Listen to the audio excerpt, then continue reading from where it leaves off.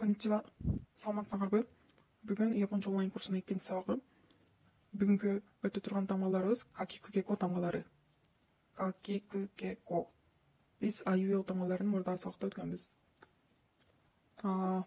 Айта кетчү нерсе, бул экинчи рядда к тамгасына элем биринчи сабакта өткөн а, и, у, о тамгалары кошулуп кетет. Мисалы к, ки, ку, ке, ко. Биринчи тамга к тамгасы. К тамгасы биринчи ошол коричневый түстө берилген сызык, анан фиолетовый түскө берилген сызык жана жашыл түстө берилген сызык жазылат. 3 баскычтан турат жана бул жазылышын тереңирээк карай турган болсок 1, 2, 3 ушинтип жазылат. 1, 2, 3, 1, 2, 3, 1, 2, 3, 1, хане деп коет бул жана 2, 3. К тамгасы катышкан сөздөрдөн бизде каза сөзү бар. Бул кол чатыр дегенди түшүндүрөт. Као бул бет дегенди түшүндүрөт. Бунка бул маданият. Окасан бул апа.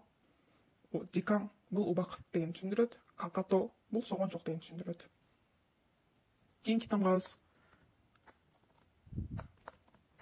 ки тамгасы. Ки тамгасы жазылыш боюнча 4 баскычтан турат. 1, 2, 3, 4. Тереңирээк карай турган болсок 1, 2, 3, бул хане, 4. Хане деген ушинтип секирген жазууну биз хане деп айтабыз. 1, 2, хане, 4. 1, 2, хане деген ушундай секирген абалда айтабыз. 4. Бул ханени кылбаса бир ката-ката эсептелинип калат. Жана ушундай баскычтан турат. Ки тамгасы колдонулган сөздөр. Ки деген негизи бул дарак дегенди түшүндүрөт. Кё деген бул бүгүн дегенди түшүндүрөт. Кино бул кече. Эки станция. Генки бул бирөө кандайсың деп сураганда жакшымын деп жооп берерде генки дес деп өзүнүн абалын айтканда бул генки колдонулат. Киноко деген бул козгарын дегенди түшүндүрөт. Кийинки тамгасы ку тамгасы бул эң оңой тамганын катарына кирет. Себеби бир гана баскычтан турат. Өйдөдөн ылдыйга карай кетет. 90 градус. Жазылышы негизи оңой эле.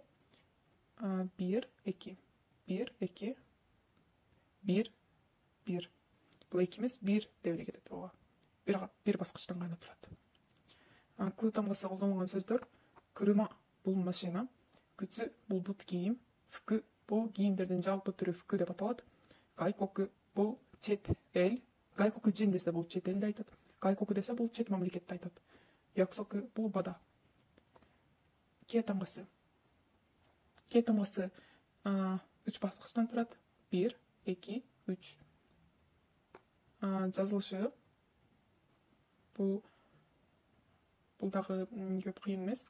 Ханеден турат. 1, 2, 3. Бул харай үчүнчүсү.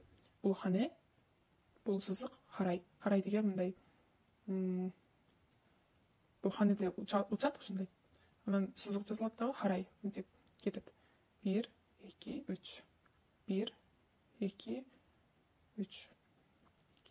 Харай деген бул ичине ийилген сыяктуу сызык деген сөз. Хане деген бул мындай секирген сыяктуу сызык. Ке тамгасы колдонулган сөздөр. Буга кеса бул эртең менен деген түшүндүрөт. Кенка бул эки адамдын ортосундагы уруш. Токе бул саат. Иваке бул шылтоо. Кейкаку бул план. Кейкаку. Кийинки акыркы тамгабыз ко тамгасы. Ко тамгасы 2 баскычтан турат. Бул дагы оңой тамгалардын бири. Жазылышын карасак 1, 2. Бул дагы хане. 1, 2. 1, 2. 1, 2. Бул ханеси жок жазса турган болсок, бул туура эмес. Ката болуп саналат. Ко тамгасы колдонулган сөз бул ко деген негизи баланы түшүндүрөт. Бир адамдын баласы. Бирок көбүнчө ко эмес, кодомо деп колдонулат.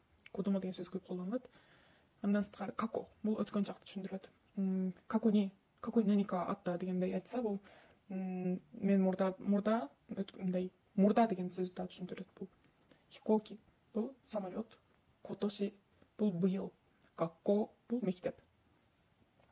Көңүл бурганыңыздар үчүн чоң рахмат. Эгер видео жакса, лайк басып жана подписка баскычын басып колдоо көрсөтүп койсоңуздар болот. Чоң рахмат.